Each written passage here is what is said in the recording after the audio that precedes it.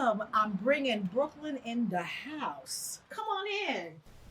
Okay, cameras are speeding. I started this show in 2009 with Brooklyn Savvy set in different living rooms. So the best way to celebrate 20 seasons is to bring it home, literally. I wanted to create a safe space to have uncomfortable yet transformative conversations that move people, amplifying the voices of those who are underrepresented and who inspire positive change. I'm Toni Williams, and this is Brooklyn Savvy. Brooklyn Savvy is against hate in all of its forms. I'm going to say that again. We are against hate in all of its forms. I started this show to be seen, and I'm not talking about this through my ego, but through an authentic need to inspire folks to see people of color in our fullness and richness, highlighting all that we have contributed to this country. We stand firmly against hate, and we tell stories that shine a light on how we can do better. We stand for justice, equality, diversity, inclusion, and belonging. So it's my hope that you will hear stories that reveal the toxicity of hatred, and you will join us in working to heal all of those we touch. Arts professionals, we are there to present a face, the words, the experiences of the Asian American population. I just want to echo what Lisa said. All of our organizations sit at the intersection of social justice and art, theater or arts. They're not mutually exclusive things. And so much about why we have been rendered invisible is that our stories haven't been told or given a platform or stage or oftentimes access to our stories. And as well as we're trying to change the narrative, right? So much of what we have, the stories that are told about Asians and Asian Americans often come through a white lens or a white colonial lens, or don't actually reflect our own experiences. So another thing I'd like our audience to understand is that Asian American and Pacific Islanders are not a monolith. Lisa, if you can just talk to us about what the demographics are so that our folks can really understand some of these distinctions. Yeah. Well, the term Asian American came into being, it was first coined by a group of student activists in the 60s in Berkeley who took inspiration from the Black Power, Black Liberation movement, because there was no term. And that would be, countries from people from, China, Bangladesh, Cambodia, Taiwan, Korea, Vietnam, Bhutan, but there's also, Central Asian and North Asian and West Asian people that, depending on who you talk to, not if you talk to the census, but people who may self-identify as Asian or Asian American as well. Can I just interject? There's a question that I had to ask as you all, kind of tease this out and tease it up for us. So in the Black community, whether you are Caribbean American, Caribbean Black American, or you're African, you're from Africa, whether you've been here you're here because your ancestors came 400 years ago against their will, when it comes to racism, Black is Black is Black is Black. Mm-hmm. They're not distinguishing between whether or not you are hailing, first generation from the motherland, or whether you've come by way of the Caribbean, or whether you've been here through your family, sowing the fields down in the Mississippi. Racism is exacted upon you just on the basis of the color of your skin. As I listen to you all tease out your, this, you may be from this part of Asia or that part, you are now American. I can't help but think, but are the acts of racism the same if you are Southeast Asian versus if you are East Asian? Are we lumped because in the Black community, Black is Black is Black. That's it. That's what I keep hearing about the hate crimes of late. It's not so much that it's just universal to Asian people. That's not how they talk about it. So I'm just curious about that. Well, I would say in the wake of the September 11th attacks that Southeast Asians were persecuted Sikhs, no matter what. And now, I think with the framing of the coronavirus by the previous administration as so I think that now the focus is much more on East Asian, Southeast Asians. Very much so, but just as you were saying, black is black, a brown man is a brown man is a brown man, and so as Lisa was saying, after September 11th, it was, though it was due to religion was what they were tying a lot of things to. When they saw me, they didn't see anything but a brown man who was a potential terrorist. And I think what's interesting is I was just having a conversation around the shooting that happened in Atlanta. And, I'm also an American, I'm born and raised here, but, and I hate to say it this way, but if I had committed those acts, they would be called something very different than what they're being called because a white man committed that. We were joined by Linda Sarur, American political activist and former executive director of the Arab American Association of New York. And she spoke with us about hate and the surveillance against the Muslim community. First of all, thank you so much for having me. And I'm very honored to be here, first and foremost. The Arab American Association of New York is a social service and advocacy organization located in South Brooklyn that's really here to serve new immigrants. And in that particular neighborhood, they just happen to be immigrants from the Arab world. And the mission behind it is really to make transition into life here in Brooklyn easier for folks who are coming here where they have no family or no connections, and getting them started on their life, whether that means housing, helping them with registering their kids in school, making sure they really have the basic necessities to start a great life here in New York City. My organization kind of shifted a little bit in the past couple of years to also become an advocacy organization. We felt like we were helping people one at a time.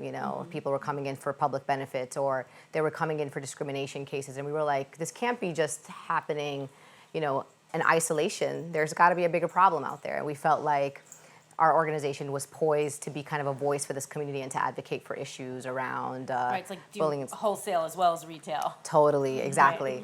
Right. And our organization was founded by some, Arab Americans who have been in New York City, many for over 4 decades, and they felt the need to start an organization and to take their opportunity of living the American dream and figuring out how to pass that on to others. And that's when we were founded in 2001, which was before 9/11 in March. And didn't your organization's focus shift after, 9/11, basically? Absolutely. So in March 2001, basically, it was a couple of really good people who kept meeting at each other's homes, restaurants for dinner, talking about what the Arab American Association of New York could look like and what it could be, and they started doing the paperwork. And then unfortunately, in September, which was 6 months after they were incorporated, 9/11 happened. And they went from like, we're going to help people to we got to help people like right now. Right. So then our board chair, who is a very prominent OBGYN in Brooklyn, New York, gave us a suite, little office space and said, I don't know what you're going to do in here, but here it is. Here's some computers, here's a couple of offices, do what you got to do. And that's when all the work started. And that's when I started learning that that sheltered life that my parents gave me in Sunset Park, Brooklyn, is not exactly what was happening on the outside world, and I got to have a shock of my life. You were young, were you? I was 21 years old when I joined the Arab American Association of New York. So what organizations comprise of what countries, what Arab countries? We're talking Lebanon? Yeah. So in Brooklyn, in New York City in general, the Lebanese and Syrian Christians have been around for over 100 years. They actually came and lived around the World Trade Center area in the early 1900s. And then they started immigrating towards downtown Brooklyn, and then obviously we ended up Christians, as you mentioned. Christians. And I say in the past about 40 years that we started getting newer immigration, some from Palestine after the 6 Day War, and then you start seeing this new influx of North Africans, so Egyptians, Moroccans, Tunisians, Algerians coming into New York City, and a very large Yemeni community that actually came to work in the orange farms some decades ago, places like California, and then find their way to New York. I think people, like New York is kind of where if you make it in New York, you make it anywhere. And where the community we're serving right now is predominantly North African, Yemeni community in South Brooklyn. Linda, were there any restrictions in groups coming here, in terms of from different nations? Were there restrictions on immigration? Yes, so different countries have different security concerns, or our government has security concerns about them. But what's been wonderful for this particular community in the Arab world is that we are eligible for the diversity lottery, which is the green card lottery. So if you ask many Moroccans, like, how did you get to the US? Most often they'll tell you, I won the green card lottery. So there's been more opportunity for folks from the Arab world to immigrate here, but it's been a lot more stringent in the past 10 years, or 12 years, or almost 13 years now, post 9/11, because of many security concerns with that part of the world. Now, in my reading about you, you talk about a lot of work that you've been doing with the New York City Police Department. Can you talk to us about what some of those issues were that you've been dealing with? So in And I think it's because you're being viewed as a terrorist enterprise or something like that? Yes. Right. So Explain that? I absolutely will explain that. I'm still trying to figure it out myself, but I'll explain what I think it means. So basically, since 9/11, we as a community have always felt that the New York Police Department and federal law enforcement agencies have been kind of unwarranted surveillance of our community, not based on any suspicion of criminal activity, but the fact that we're all Muslim, and being Muslim for a lot of people means that we must be somehow connected to terrorism or radicalization. So we already always knew that, but we felt like we were just being paranoid. And then in 2011, the Associated Press came out with some secret documents that were leaked from the New York Police Department that basically proves that the New York Police Department was engaging in wholesale surveillance of our community. We're talking about Muslim Student Association, 250 mosques in the city, many prominent individuals that were listed as, quote, radical and dangerous. I mean, if they were radical and dangerous, why didn't you arrest them? Why are they not convicted? all over again. Totally. And then so as part of that revelations from the Associated Press, we find out last year, so this is already 2 years worth of investigative reporting. Last year in August, we found a document that basically says, confidential informant goals.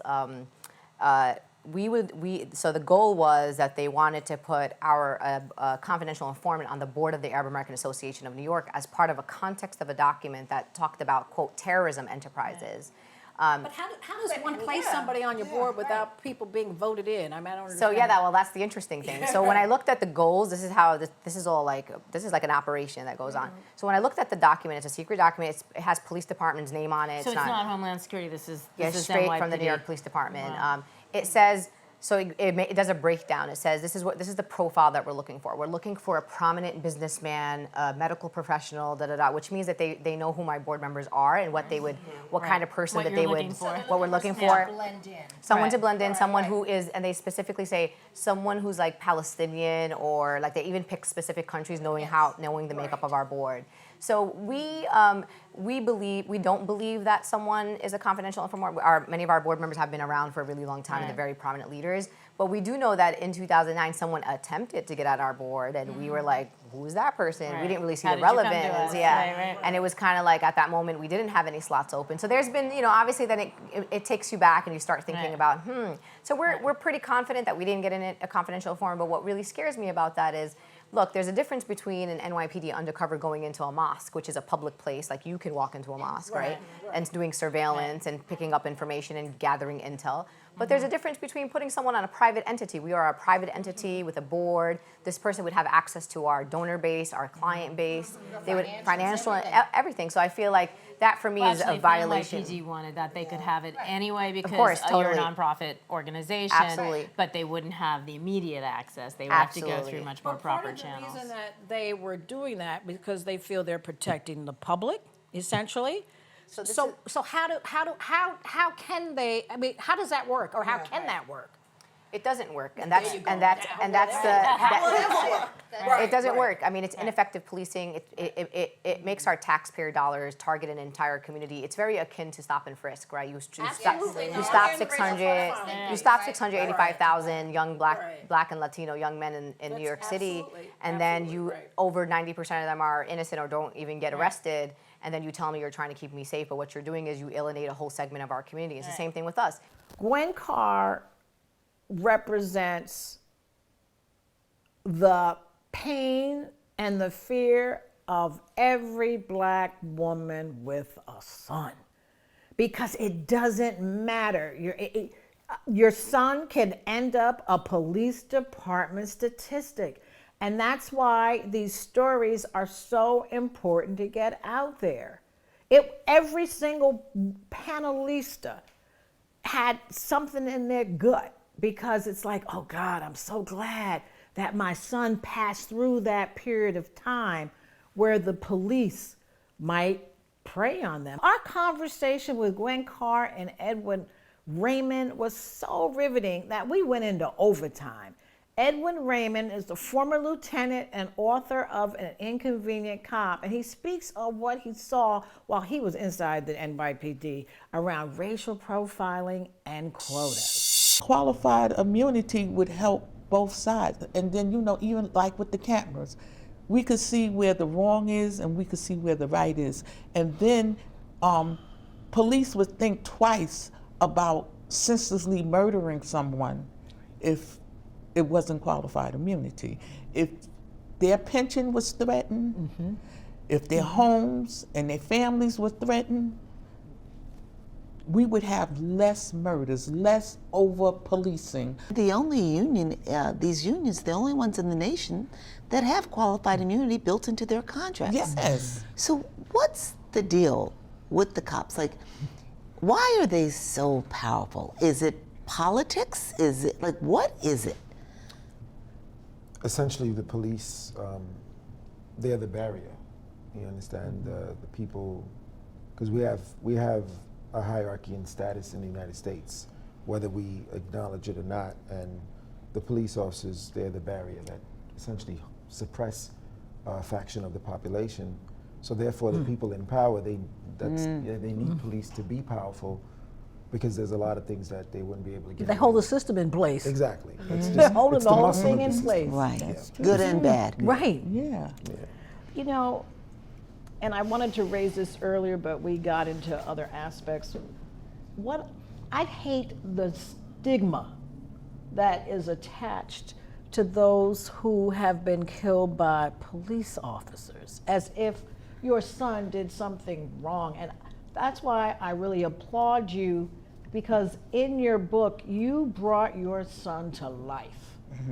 What a great guy he was. He was a father, he was a husband, all these things that I think the media just discounts. That's right. And that is so problematic. It is. They automatically criminalize you. They go straight for your record once you're murdered, but they go look at your record and not the police officer's record. And sometimes he has been reprimanded, he has been suspended, but none of that has come out. This country has a history, right, of criminalizing victims as well as survivors. And I think you see that if you look at how rape survivors are treated, right? They are blamed. That's right. Their history is put on trial. And so this is something that this country does. So your book, Inconvenient Cop, just tell us a little bit about what's in that. Because you're a hero, okay? You're a hero. Thank you. That's right. Brooklyn and beyond. Do you bleed blue? He bleeds red, black, and green. Right. Red, black, and green. So the book, it's a memoir, right? Because I thought it was important that the reader understands how I got to the point that, I had to muster the strength and the courage to fight the NYPD, $6 billion budget. I'm a poor Haitian kid from Flatbush, Brooklyn. My mother died when I was 3 years old. My father spoke no English. I had a really rough life. And I used to question that until I realized it's what fortified me to deal with indignation. You understand? So I felt that instead of just writing an instructional book on what we need to do about policing, I really took the reader to, through my story and how I got to the point that I was ready to fight. But I definitely explained the issues in a perspective that you're only ever going to really get if you are inside. You have to get a real look behind the curtain. Even some of the most well-meaning, good faith advocacy that I've seen, things that are very intuitive, things that I used to say myself, a lot of it, in reality, from my analysis, it's not going to be as impactful as you think. Think of anything you've ever wanted to do or a place you wanted to visit once you actually do it, once you actually go, it's always different from what you thought. Policing is the same. After 15 years of going through it with my red pen, I basically put my notes in this book in terms of why the issue is the way it is and what we need to do about it. Now, you, there were 12 others besides you. This didn't happen by yourself. You worked with other police officers, the NYPD 12. Can you speak about that and how pervasive your movement was? Definitely. First, it was about 5 officers that decided to get together and try a class action. I saw this on the news and I went to a press conference and I joined. At that point, the attorney made me the lead plaintiff and added a few others, and that's how it became 12 of us in total. We decided, well, of the five, 2 of them testified in the stop and frisk case. And if you read the judge's opinion, it was the testimony from those 2 officers, and coincidentally, the current mayor, who was a retired officer, it was the testimony essentially from those 3 officers that allowed the judge to realize that the New York City Police Department wasn't being honest. Also, it was our Mayor Eric Adams you're speaking of. Yeah, yes, he was one of them that testified against the city, ironically. And, those 2 officers said, if we could make history as, as witnesses, imagine what we can do as plaintiffs. It was brilliant. And once I jumped on, I essentially led the charge. And we decided to sue our police department that we still work for, but the retaliation was swift, and it was very taxing. And I'll be honest, there are some of them who said if we could do it all over again, we probably wouldn't. Because it's been difficult. It's been and very did you difficult. stay on the job? How did that work? So the difference for me, I got to a point mentally where, and you should never have to get there for work. But I got to a point where I was ready to die. Like I didn't care. I hate to say it, but I didn't care what they did to me. It was one of the most liberating feelings in the world. Like I was ready. If you threaten me with I understand what you mean now. You get it. Yes. Yeah, you could threaten me with suspension, with reprimands. It was the cause. Yeah, period. exactly. I get you. It was one of the most liberating feelings. But we shouldn't have to ask that of people. No. True. No one, where I was at mentally, where I was ready and fear was completely behind me, it's asking too much of people. And again, in the work that's getting ready, that's in the work that people can get from my book, I explain how we get essentially the same results from cops by creating basically an environment where it's not that risky to speak out.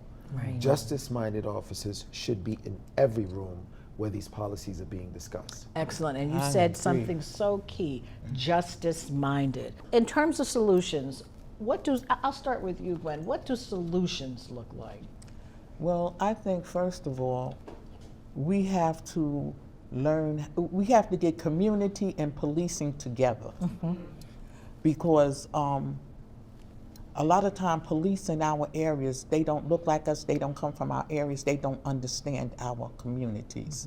We need more beat cops to know families, to know the kids, and if you're afraid to work in the area, you're on the wrong job. Why'd you take the job if you're afraid to walk the beat? Because that's. Or if you think the people are animals. Or if you think they're animals. I've heard that more than I You want to shouldn't hear. have that job because we don't want to be treated like animals. Because you think, because in your mindset that we are animals, because we're not. Exactly. What about you, Maria? Any ideas on that? I think that there's still a lot of work to do to get to any kind of solutions, but that doesn't mean we don't do some work in the process, right? There is a brother, and I don't know if you know him, Dr. Divine Pryor, and he does a lot of work with the police department. He is a formerly incarcerated person, and he's gone through the police academy training, but then he also does these sessions with police where they face some of their implicit biases and they have, the stories he was telling me about people breaking down and really acknowledging. And then also about the officers who want to do the right thing but feel isolated in trying to do the right thing. He said he has a significant number of those. So I think when you have programs like his, that's a way to start, right? Because you're giving officers who want to do the right thing space and connection to do that. Without being threatened by their jobs. Right? Yeah. I think you're also giving those who I can't stand this phrase, but don't recognize their bias, right? Because we can argue back and forth whether you recognize your bias or not, or whether it's that embedded, but you know when something's right and when something's wrong. And then an ability to de-escalate. What do you think, Jennifer? And then I'll end with you, Edwin. So, in terms of solutions, when I think about racism on the whole, I think of it as being like water. Water finds the cracks and it makes its way. That's how racism works in our society. Wherever it can penetrate, it will. And so when I think about the police department here in New York City and beyond, programs are important. They are value add. Small policy is significant. It is value add. But unless and until we actually reset the foundation for policing in America, it's just going to be more of the same. We'll have a program here. We'll have, like some nice cops over there, but it's never going to make the difference until we reset the foundation. The foundation is broken. It's cracked. It's flawed. It has to be reset. So true. And what about you? So as someone 15 years on the force, one of the things that I always see is we don't have the right people in the right positions. Because sometimes we come up with solutions that can work, but they're not being sincerely implemented because the people responsible for implementing them are essentially sabotaging them. Think about the stop and frisk case, right? After the department tried to convince the world that they weren't doing anything unconstitutional, thankfully the judge made the right decision, but then the federal monitor came up with all these new policies that have to be implemented, but then the same supervisors that pressured cops to get those illegal stop and frisk, they're the ones responsible for making sure the new policy gets done. You really think that policy is going to get done? So part of the larger discussion is having the visionaries, the people that actually believe in change, because think about it, we've shifted from, there are so many people that have shifted from reform to just abolish. Because they just don't see it. We've tried all of that. It's not working. But one of the reasons many things don't work is we don't have the right people in the positions to implement them. Well, this was one very worthwhile discussion, so candid. Thank you so much, Ms. Carr, for the work that you are doing and the fact that you are an activist and you're just keeping hope alive, quite honestly. Brooklyn, you must listen to this book because it's very, very inspiring. And if you can share that title. This Stops Today. It Stops Today. And then thank you to retired. And I am a Brooklyn born. and thank you so much, Lieutenant Edwin Raymond. Thank you for the work that you're doing. Thank you for your courage. Thank you. Thank you. Okay. And we will see you next time on Brooklyn Savvy. That was really terrific.